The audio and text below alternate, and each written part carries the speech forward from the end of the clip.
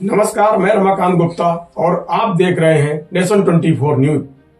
खबर कानपुर देहात से।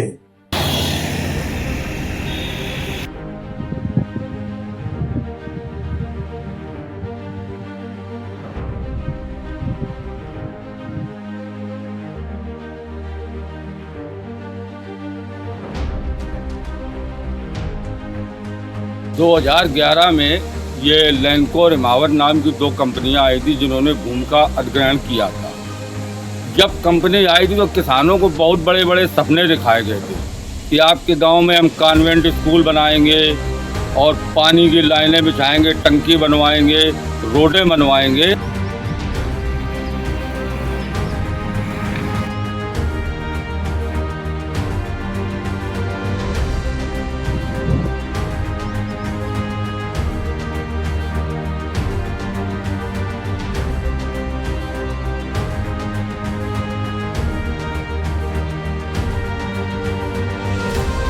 ये एक बहुत बड़ा भ्रष्टाचार था और सुबह आज अखबार में पढ़ने से जानकारी हुई कि बहुत बड़ा भ्रष्टाचार था, जिसके खिलाफ माननीय योगी जी ने बड़ा सख्त एक्शन भी लिया।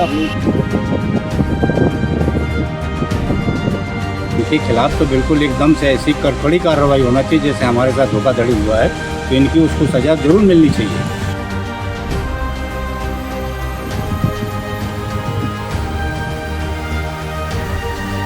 अभी अधूरी कार्रवाई है प्रशासन के द्वारा। अभी इसमें कुछ तथ्य जो एफआईआर में नहीं आए हैं, तो प्रयास ये रहेगा कि जांच के दौरान उनको लाया जाए, प्रशासन लावे। कानपुर देहात में पावर प्लांट के नाम पर हुए कथित 400 करोड़ के जमीन घोटाले ने प्रशासनिक और राजनीतिक गलियारों में हड़कंप मचा दिया है। भोगनीपुर तहसील क्षेत्र में लैको और हिमावत पावर प्राइवेट लिमिटेड पर सरकारी जमीन को फर्जी दस्तावेजों के जरिए बैंकों में गिरवी रखकर हजारों करोड़ का कर्ज लेने का आरोप लगा है। करीब 15 साल तक प्लांट का निर्माण नहीं हुआ और अब जमीन की नीलामी के दौरान पूरा खेल उजागर होने के बाद योगी सरकार ने जांच के आदेश देते हुए मुकदमा दर्ज कराया है। मामला कानपुर देहात की भोगनीपुर तहसील के चपरघटा क्षेत्र का है, जहां साल 2011 में 1320 मेगावाट के कोयला आधारित पावर प्लांट का सपना दिखाया गया था। किसानों से जमीन ली गई, सरकारी जमीन कंपनियों को सौंपी गई, लेकिन प्लांट की एक ईंट तक नहीं रखी गई। आरोप है कि हिमावत पावर प्राइवेट लिमिटेड और लैंको अनपरा पावर लिमिटेड ने करीब 1068 हेक्टेयर सरकारी जमीन के फर्जी कागजात तैयार कर आईडीबीआई, कैनरा बैंक और पंजाब नेशनल बैंक समेत कई बैंकों में गिरवी रखी है और 1500 करोड़ से ज्यादा का भारी भरकम लोन उठा लिया है। सबसे बड़ा सवाल यह है कि आखिर सरकारी जमीन बैंकों तक कैसे पहुंची, किसने दस्तावेज तैयार किए और इतने बड़े खेल में कौन कौन शामिल रहा। बताया जा रहा है कि वर्षों तक जमीन खाली पड़ी रही, फिर अचानक हजारों करोड़ कीमत की जमीन महज 49 करोड़ 50 लाख रुपए में नीलाम कर दी गई। इतना ही नहीं, हाल ही में इसी जमीन पर टेक्सटाइल प्लांट लगाने के नाम पर भूमि पूजन भी करा दिया गया। लेकिन जब दिशा समिति की बैठक में मामला उठा और रिकॉर्ड खंगाले गए तो परत दर परत पूरा घोटाला खुलता चला गया। अब योगी सरकार के निर्देश पर मूसानगर थाने में पूर्व एडीएम, कंपनी अधिकारियों और बैंक अधिकारियों के खिलाफ मुकदमा दर्ज कर लिया गया है। जांच एजेंसियां इस बात की पड़ताल कर रही हैं कि आखिर सरकारी जमीन को किस आधार पर गिरवी रखा गया और इस पूरे खेल में किन किन की मिलीभगत थी। उधर क्षेत्र के किसानों में भारी नाराजगी है। किसानों का आरोप है कि कंपनियों ने विकास के नाम पर उनसे धोखा किया और वर्षों तक उन्हें अंधेरे में रखा। 2011 में ये लैंको और हिमावत नाम की दो कंपनियां आई थी जिन्होंने भूमि का अधिग्रहण किया था। जब कंपनी आई थी तो किसानों को बहुत बड़े बड़े सपने दिखाए गए थे कि आपके गांव में हम कॉन्वेंट स्कूल बनाएंगे और पानी की लाइनें बिछाएंगे, टंकी बनवाएंगे, रोडें बनवाएंगे। कहीं कुछ नहीं किया गया। जो अनुबंध हुआ था उसमें भी ये कहा गया था जिस किसान की ज़मीन जा रही है उसको भी एक किसान को नौकरी दी जाएगी। और जब से किसान उसमें खेती करता था भूखों मर रहा है, और जब से आस लगाए बैठा है कि यहाँ पे प्लांट लगे। अगर प्लांट नहीं लगता है तो ऐसा सुना है हम किसानों ने कि सरकार का कोई ऐसा नियम है जो ज़मीन जिस प्रोजेक्ट के लिए अधिग्रहित की जाती है अगर उसमें वो नहीं लगता है तो मेरी सरकार से माननीय योगी जी से मेरा नम्र निवेदन है कि वो ज़मीन किसानों को पुनः वापस लौटाई जाए। एफआईआर में ये भी दिखाया गया है कि किसानों की जमीनों को कूट रचित दस्तावेज तैयार करके फर्जी बिना राज्य सरकार की अनुमति लिए बैंक से लोन लिया गया गिरवी रखकर जमीनों को। न तो किसानों को बताया गया और जो ग्राम समाज की भी ज़मीन गई थी न इन्होंने इसका पैसा जमा किया, और मनमानी किसानों के ज़मीनों से खेतों से कहीं रोड बना रहे थे, कहीं लेवलिंग कर रहे थे, कह रहे थे यहाँ पे इंडस्ट्रियल हब बन रहा है, और किसान अगर जाता था उसको भगा देते थे डांट धमका के। माना जाए कि किसानों के साथ धोखा करके उनकी ज़मीन हड़पने का प्रयास किया जा रहा था। पूरा किसानों के साथ सरासर धोखा हुआ है, और किसान करीब 15 साल से आस लगाए बैठा था कि अगर यहाँ पे पावर प्लांट बन जाएगा तो हम लोगों को रोज़गार मिलेगा। तो ना रोज़गार मिला, और जो हम लोग उसमें खेती करते थे उससे भी वंचित हो गए हम लोग। तो क्या माना जाए जो मुकदमा लिखा है तो उससे अब न्याय की उम्मीद जगी है?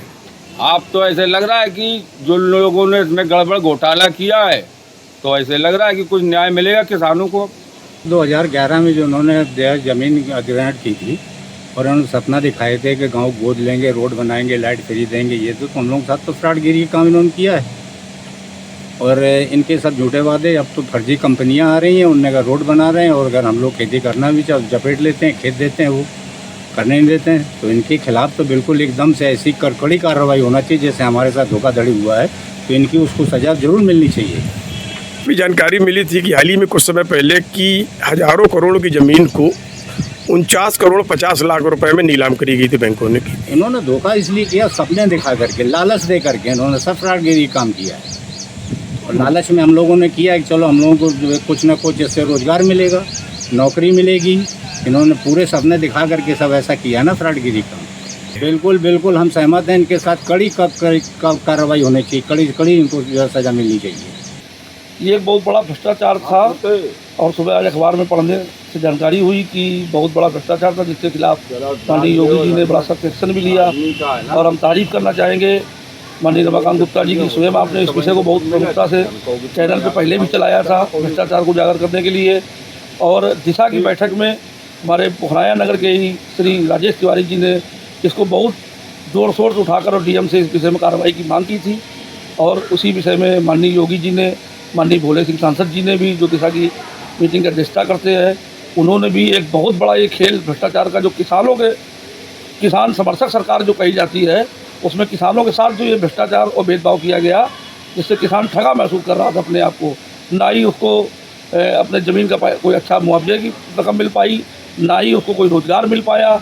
जो सोच थी पावर प्लांट लगाने की कि क्षेत्र को भरपूर बिजली, क्षेत्र को भरपूर लाभ, क्षेत्र के लोगों को रोज़गार, इन सब चीज़ों से वंचित करके बहुत बड़ा भ्रष्टाचार का खेल किया गया।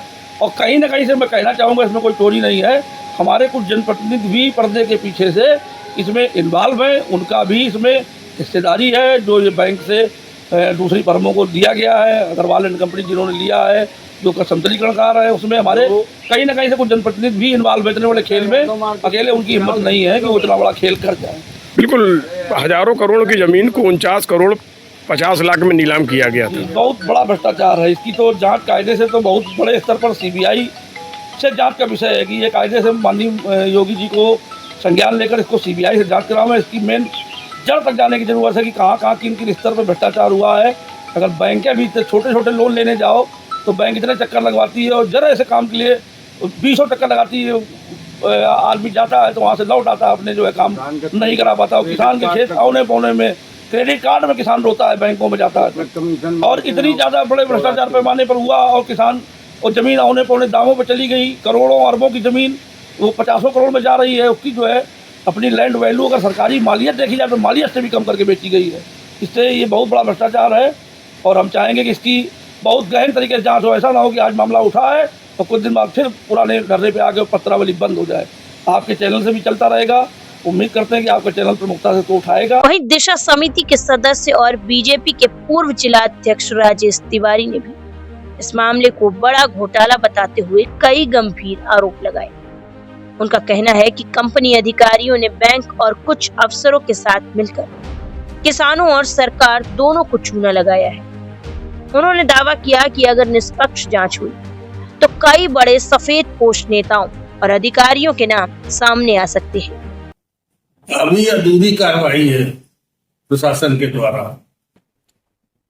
अभी इसमें कुछ तथ्य जो एफआईआर में नहीं आए हैं, तो प्रयास ये रहेगा कि जांच के दौरान उनको लाया जाए, प्रशासन लावे कि जो ग्रो गोल्ड माइन कानपुर की जो कंपनी है,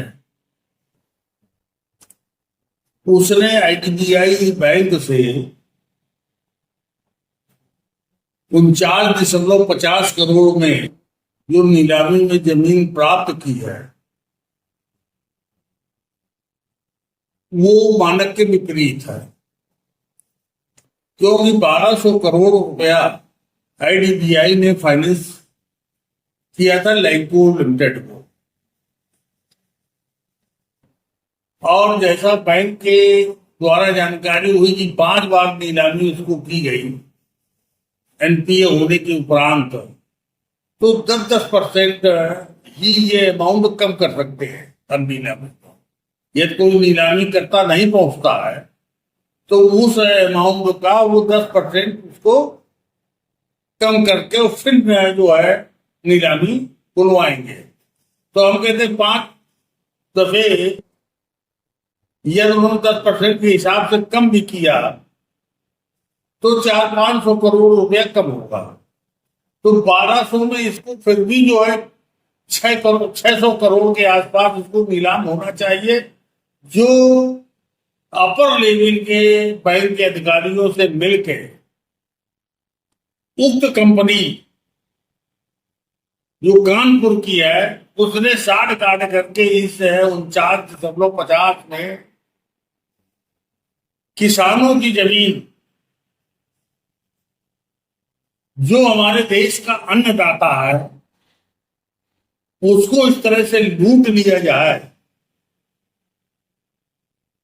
ये इस देश के लिए बड़ा दुर्भाग्यपूर्ण है। दूसरा इसमें विषय एक और है कि किसानों की जो जमीन थी उसको तो उन जमीनों को तो उन्होंने जो है प्रशासन ने जो है नीलाम कर मैंने जो है वो कंपनियों को दे दी।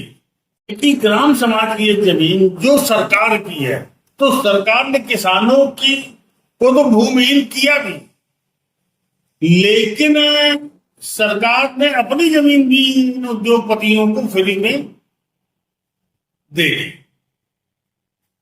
जिससे उनके गांव के विकास में गौचर बन सकता था, अस्पताल बन सकते थे, स्कूल बन सकते थे, अन्नपूर्णा भवन बन सकते थे। तो वो उन जमीनों पर भी इन उद्योगपतियों ने लेने का एक षड्यंत्र किया है। वो तो पूरे छूट गए, क्योंकि वो कानपुर की कंपनी भी इसमें इन्वॉल्व है इस साजिश में। तब से आप ये मामला उठा रहे थे, तब कितनी लंबी लड़ाई? शिकायत की, कहाँ शिकायत की थी आपको? मैंने शिकायत क्या, मैं दिशा का मेंबर हूँ, निगरानी समिति कानपुर देहात का मेंबर हूं, तो मैंने उसमें दिशा में ये विषय उठाया था, और उस समय इस पर जो है थोड़ा बहुत सक्रियता आई थी, लेकिन इसमें बड़े बड़े लोग फंस रहे थे। इसकी जो तेजी होनी चाहिए वो तेजी नहीं रही, जिसको अभी विगत दिनों इसको संज्ञान में माननीय मुख्यमंत्री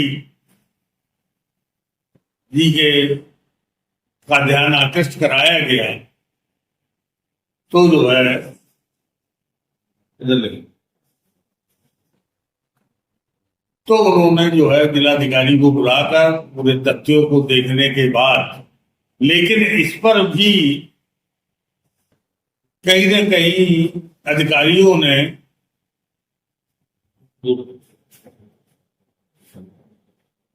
अच्छा, जो अधिकारियों ने भी कार्रवाई की है, जो FIR लिखाई, तो बहुत 11 साल पुराना जो मामला था, 14 साल पुराने, उन्हीं लोगों को फंसा दिया, उन्हीं अधिकारियों को, जो मौजूदा अधिकारी रहे, मौजूदा लोग जो कंपनी वाले हैं जो षड्यंत्र कर रहे थे, उनकी क्या रोलिंग थी? उनका भागीदारी थी। वर्तमान के लोगों को बेदाग नहीं कहा जा सकता, उनको बेदाग नहीं कहा जा सकता है, क्योंकि कोई छोटी मोटी जमीन का विषय नहीं था। टेक्सटाइल 1600 1700, और उसमें भी अधिकारी जो है उसको लिपापोती करने के संजीवनी पार्क है, टेक्सटाइल पार्क के लिए जो है उस पर एक पर्दा डालने का, धूल डालने का काम वर्तमान कर रहे थे। दूसरा विषय जो एक मुख्य विषय है कि अधिग्रहण आपने किया, तो अधिग्रहण ऊर्जा विभाग के लिए हुआ, तो उसमें ऊर्जा विभाग के नाम की जमीन होनी चाहिए, और उस ऊर्जा विभाग के नाम, और ऊर्जा विभाग उक्त कंपनी को एग्रीमेंट करते, जिससे क्या होता कि यदि जो नियम है, जो कानून में है कि ऊर्जा विभाग और ऊर्जा विभाग वो एग्रीमेंट करती उक्त कंपनी को, तो उससे क्या हुआ, कंपनी स्वयं ओनर बनकर जो 1200 करोड़ रुपए IDBI से और पंजाब नेशनल बैंक से उसने ऋण ले लिया अपने नुमानित बता के, क्योंकि वहां पर कहीं ऊर्जा का नाम ही नहीं था। ये इतना बड़ा खेल हुआ, कहीं ना कहीं बड़े लोग बिजनेस वाले, हाँ, हाई लेवल के लोग थे जिले के अधिकारी। इस प्रकरण में कुछ सफेदपोश नेताओं के भी नाम सामने आ रहे हैं। अब निश्चित तौर पर पर्दे के पीछे से हैं, इसलिए नाम लेना उचित तो नहीं रहेगा, लेकिन निश्चित तौर पर जो इस काम की कंपनी है, इसमें लोग निश्चित तौर पर जो है शामिल है।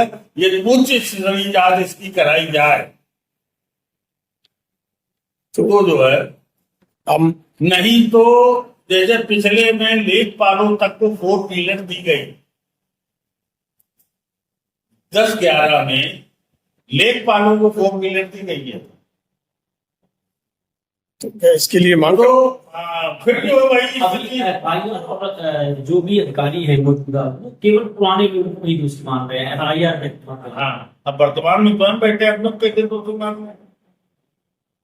कि हम उदासीन है, ये कौन स्वीकार कर लेगा। ऐसा क्या रहा कि 15 साल बाद याद आई कार्रवाई की गई? या तो फिर भी नहीं आई, याद दिलाई गई। दिशा की बैठक में एक पत्र ना उठा होता और दिशा के माननीय अध्यक्ष ने इसको गंभीरता से न लिया होता, उसी कारण से तो आज तक है जो पिछली 2 महीने 2.5 महीने पूर्व बैठक हुई थी, उसके आज तक मिनट्स नहीं आए प्रशासन के द्वारा, क्योंकि 11 घंटे बैठक चली थी। आप लोगों के संज्ञान में है, प्रशासन जो है उसको 11 घंटे के मिनट्स न देके,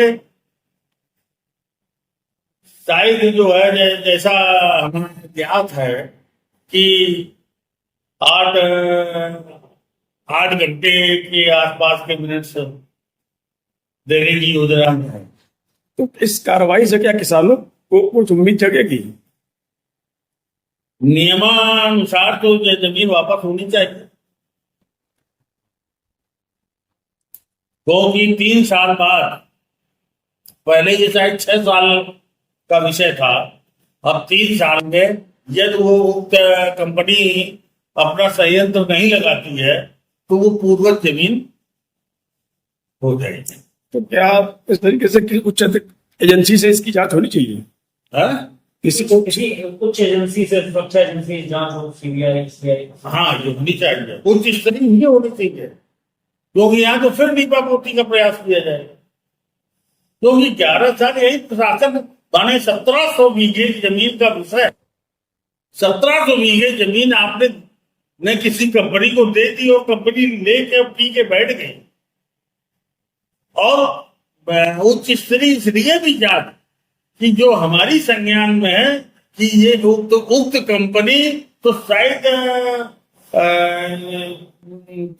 40,000-42,000 करोड़ के घोटाले पे है, जमीन के घोटालों में ये रेड्डी बंधु है। पावर प्लांट के नाम पर शुरू हुआ ये सपना अब करोड़ों के घोटाले में बदल चुका है। सवाल सिर्फ जमीन का नहीं, बल्कि सिस्टम में बैठे उन चेहरों का भी है जिन्होंने सरकारी जमीन को कागजों में बेच डाला। अब देखना होगा कि योगी सरकार की जांच इन महा घोटालों के असली गुनहगारों तक पहुंच पाती है या फिर ये मामला भी फाइलों में दब कर रह जाएगा। कानपुर देहात से रमाकांत गुप्ता की खास रिपोर्ट।